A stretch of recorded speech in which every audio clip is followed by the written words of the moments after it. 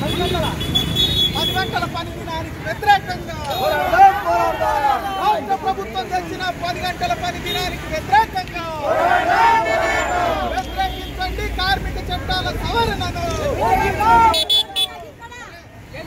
కార్మికులకు కనీస వేతనం, కార్మికులకు కనీస వేతనం, ఐక్యత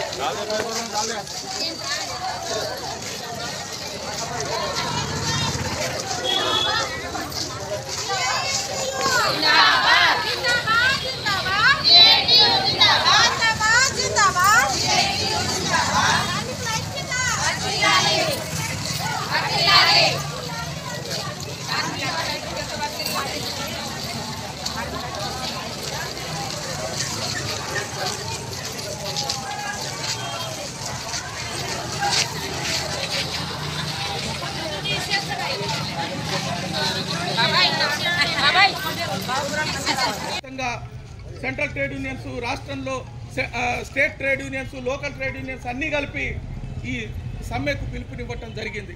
ఈ సమ్మెలో ఈరోజు ఈ రాష్ట్రంలో సిఐటియు, ఏఐటియుసి, హెచ్ఎంఎస్, అట్లాగే టియుసిఐ, ఐఎఫ్టియు, ఇతర కార్మిక సంఘాలన్నీ కూడా మనం భీమ్గల్లో మన ఐక్యతను, కార్మిక వర్గ ఐక్యతను చాటాలనేటువంటి ఉద్దేశంతో మన అంగన్వాడీ నాయకులు మొత్తం అంగన్వాడీ టీచర్లకి, ఆయాలకు పిలుపునిచ్చారు. మున్సిపల్ వాళ్ళు వాళ్ళ మున్సిపల్ సమ్మె నోటీస్ ఇచ్చి వాళ్ళందరూ కూడా పాల్గొంటూ ఉన్నారు. గ్రామ పంచాయతీ వాళ్ళు, వ్యవసాయ కార్మిక సంఘం వాళ్ళు మనకు మద్దతుగా వచ్చారు. టీయూసీఐ వాళ్ళు ఈరోజు సమ్మెలో పాల్గొంటూ ఉన్నారు. ఐఎఫ్టియు, మిగతా సంఘాలు కూడా పాల్గొంటున్నటువంటి పరిస్థితి. ఇన్ని కార్మిక సంఘాలు ఐక్యమైనాయంటే ఇప్పటికైనా నరేంద్ర మోడీ ప్రభుత్వం, అట్లాగే రేవంత్ రెడ్డి ప్రభుత్వం అర్థం చేసుకోవాల్సినటువంటి అవసరం ఉన్నది. ఇంకా మీనవేషాలు లెక్కబెట్టి ఇంకా కార్మికుల ఓపికను పరిశీలిస్తే మనందరికీ అనుభవం ఉన్నది. ఈ దేశంలో ఏదైతే కేంద్ర ప్రభుత్వం రైతులకు వ్యతిరేకంగా 3 నల్ల చట్టాలని తీసుకొస్తే సంవత్సరంకు పైగా ఢిల్లీ నడివీధుల్లో పోరాటం చేసి నేను ఎవ్వడి మాట ఈయనన్నటువంటి నరేంద్ర మోడీనే వెనక్కి తగ్గించినటువంటి చరిత్ర ఈ దేశంలో ఉన్నటువంటి రైతాంగానికి, కార్మికులకు ఉన్నది. ముందే మనం అందరికి తెలియజేసినాం. అందరు కూడా పెద్ద సంఖ్యలో వచ్చిండ్రు. ఈ యొక్క అంగన్వాడీ టీచర్స్కు, మరి ఆయాలకు, మున్సిపల్ కార్మికులకు, జీపీకు, అన్ని కార్మిక వర్గాలకు నా తరఫున, నా అంగన్వాడీ యూనియన్ తరఫున అందరికీ ధన్యవాదాలు తెలియజేసుకుంటున్నాను. ముందుగా విషయం ఏంటంటే, అంతటా జిల్లా అంతటా జరిగినప్పటికైనా మన జిల్లా అధ్యక్షులు, మన గౌరవ అధ్యక్షులు మన రమేష్ అన్న మన కోసం ఇక్కడ దాకా వచ్చినందుకు నా తరఫున, మీ అందరి తరఫున ధన్యవాదాలు తెలియజేసుకుంటున్నాను. అట్లనే మన ఐఎఫ్టియు నాయకులు రాజేశ్వర్ అన్న, మన అల్తఫ్ అన్న, ఇంకా పేర్లు యాదలేదు, వీళ్ళందరికీ కూడా నా తరఫున, మన అంగన్వాడీ టీచర్సు, ఆయలందరూ కార్మిక సంఘం తరఫున కూడా మన నాయకులందరికీ ధన్యవాదాలు.